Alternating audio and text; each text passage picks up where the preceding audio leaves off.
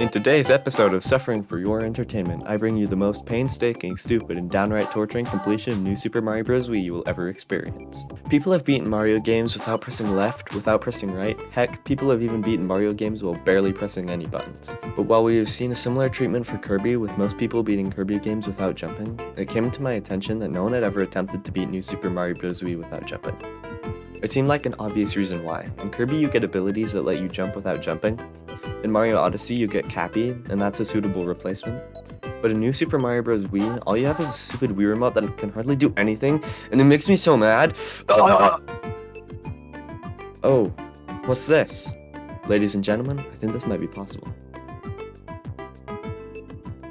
Before we start, it's important to figure out what a jump is.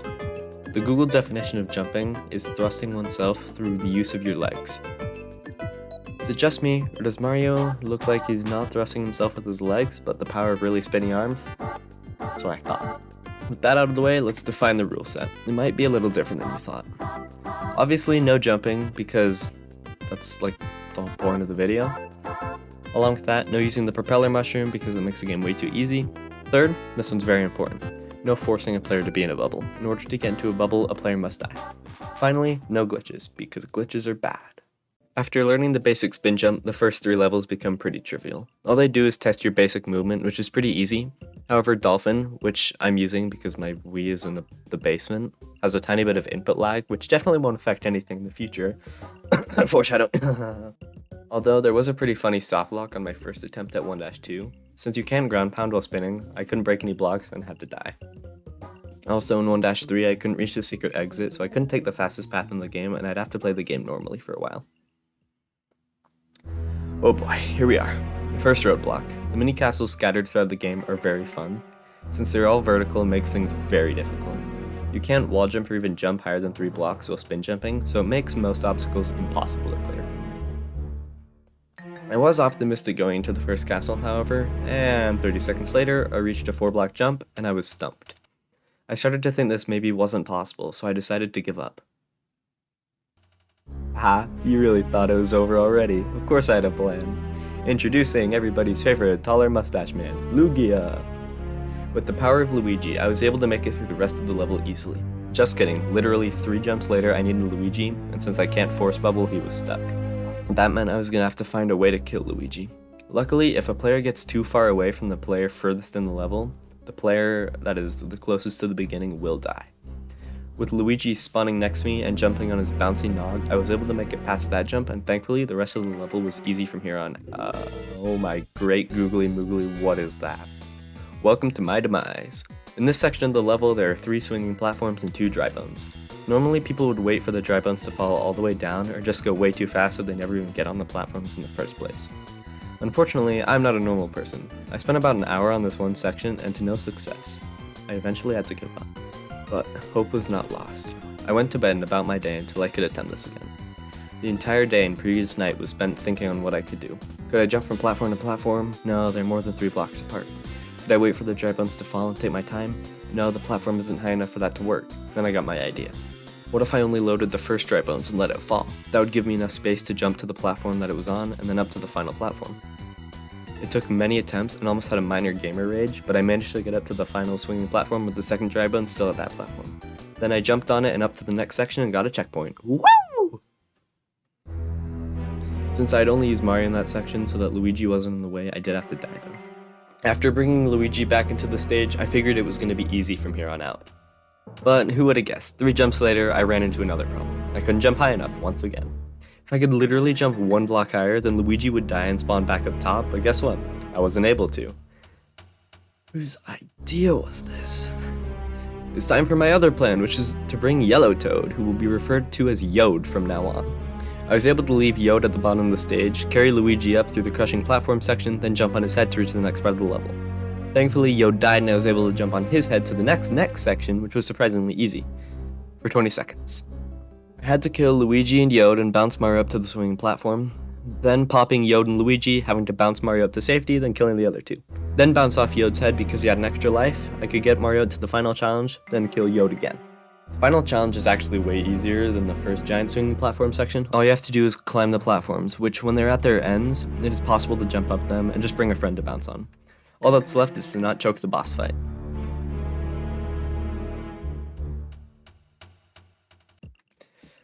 So, I'm an idiot. Since I figured underwater levels were impossible since you can't spin jump at all, I went back to beat the secret exit with my new 4-player knowledge. This led to 3 hours where I spent trying to beat World 5, which I found to be completely impossible. The mini castle is straight up impossible even with 4 players, so I went back to the underwater level, although I do want to show my best attempt at the mini castle.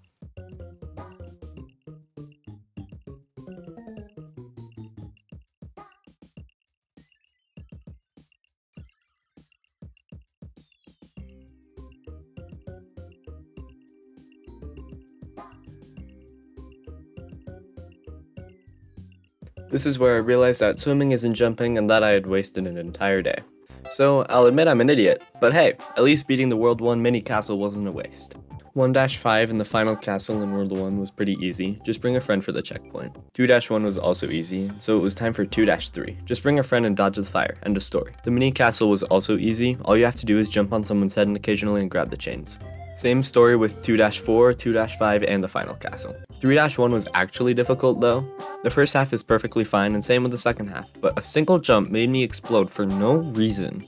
I physically couldn't beat it for around 10 tries, which it isn't even hard. 3-2 is also easy, and same with the ghost house as long as you know where the secret exit is, and boom, World 6 baby. That officially means we're 2/3 of the way done. World 6 is where the game really ramped up the difficulty.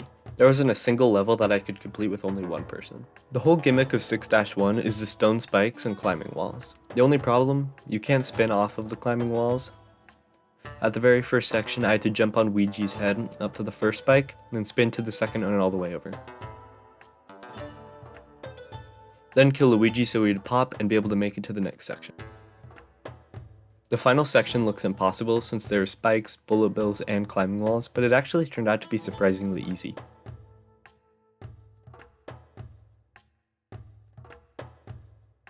Next was 6-2, which you need 2 people for 1 jump. The end. Then it was 6-4, which has a bunch of Monty moles and balance platform. This section was pretty hard since the moles moved fast, making it hard to bounce on them. For this part, you have to let a mole bring the platform down, then sacrifice Luigi, then Mario, and reach the checkpoint.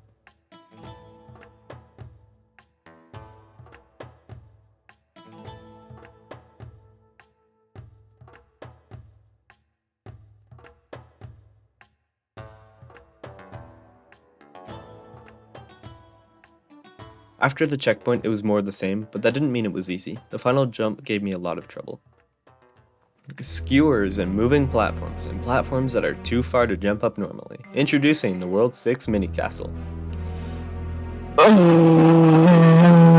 This level tops the amount of time it took to beat one level. 2 hours. 2 hours of straight suffering. Mentally, emotionally, and physically was I dying on this level. Even before the main challenge starts, you need 4 players. Well, actually 3, but 4 helps. After getting an ice flower, cause boy you're gonna need it, you go barely high enough to have Yode and Blode die, and after bouncing on Blode's head, it was time for the first incredibly fun part. While carrying Luigi, you have to push Yode enough to bounce on, then throw Luigi and bounce on him, and you better hope that you can keep your ice flower. Then, using Blode to get Mario and Luigi up, you throw Luigi, mess up, and barely make it to the next section, and this one's a doozy. Carry Luigi, bounce on Blode, throw and bounce on Luigi, pop and bounce on Yode, and don't mess up the easy part. Now that you've reached the checkpoint, feel safe to kill everybody until you have as many lives as you can. Bounce on Yode, giving Mario and Luigi power-ups and height. Bring Yode up, then carry Luigi, bounce on Yode and Luigi, then use Blode to bounce up to a safe spot.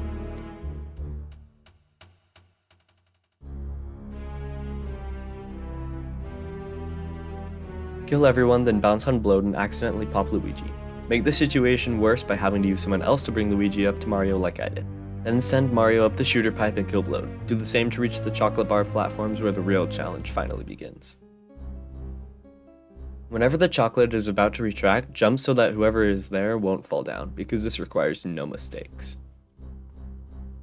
Now, pop Yode and pick him up. Pop Luigi and bounce on him, and kill Blode, throw Yode and bounce on him. Pop Blode, tank a hit and bounce on Blode.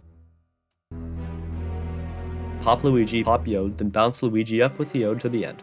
Just please make sure that you have somebody with a life, because the final jump is impossible alone. I would know. It took another hour after I did it that time. But with that, the hardest level is complete. Woohoo!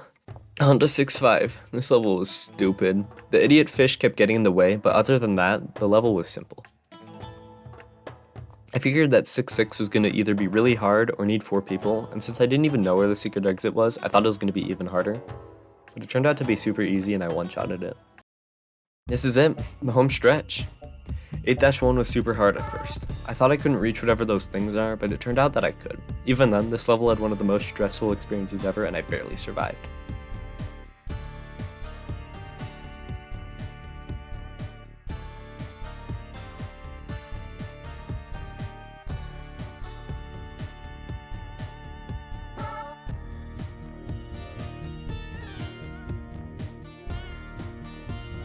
Thank you, Meteor. 8-2, super easy, but the secret exit was annoying. Ah yes, 8-7, the level that I have played the most in my childhood, and going into it I knew that I was going to need 2 people. Not because of the coasters, but the jumps to get to the next coaster. Other than that, super easy. 8-ship. I had to do some experimenting at the beginning because I wasn't sure if it was even possible to ground pound. I figured out that you have to bounce on someone else's head and literally spam buttons to ground pound. No idea how to actually do it. The level itself wasn't too hard, only some slightly tricky jumps here and there. The main hard part was the boss. In the boss, you have to ground pound spiky balls up at Bowser Jr. Good thing that I learned how to ground pound literally 15 minutes ago. Even then, this boss fight took 50 minutes to beat. What you have to do is go into the fight with mushrooms on both players, bounce on Luigi and spam buttons to launch the first ball into Bowser Jr.'s face. Then Bowser Jr. shoots homing fire, and you need to make sure that most of it lands on the walls. Then cutting it very close, spam again and launch the second ball into Bowser Jr.'s face. Make sure to still have your mushrooms and barely live that bomb explosion, then right when the next ball falls, pop Luigi and instantly ground pound. GG easy. I can't believe I made it this far. This is literally an idea I had one day and searched it up, and no one had ever done it. I never expected to be able to beat 2.5 practically impossible levels, and even though it took 10.5 hours to get here, it wasn't over yet. The final level was super easy and I beat it in one try. Okay, just kidding. While the main level was supposed to be the final and most difficult challenge yet, it was the easy part. As long as you bring trusty old Weege into the level, it's straightforward. The main struggle point is actually the boss fight. Since it is an auto-scroller where Bowser needs to shoot fire to break blocks, you're stuck waiting a lot, which made the first part really tedious. The second part, however, was super difficult. You have to carry Luigi the whole time, and while doing it, jump on moving platforms above lava. The difficult part? The platforms are a little bit random depending on where they were loaded, and Bowser still exists. Very first, I jumped to the top platforms and barely dodged the fire. Luckily, Bowser made a path for me, then with the tightest possible jump in the world, I managed to jump to a higher platform. I accidentally sacrificed Mario and had to play with Luigi. Bowser was very thoughtful though, and created a safe spot for Luigi while Mario respawned. Then barely popping Mario in time, I did some stressful platforming with Bowser behind and a moving platform ahead.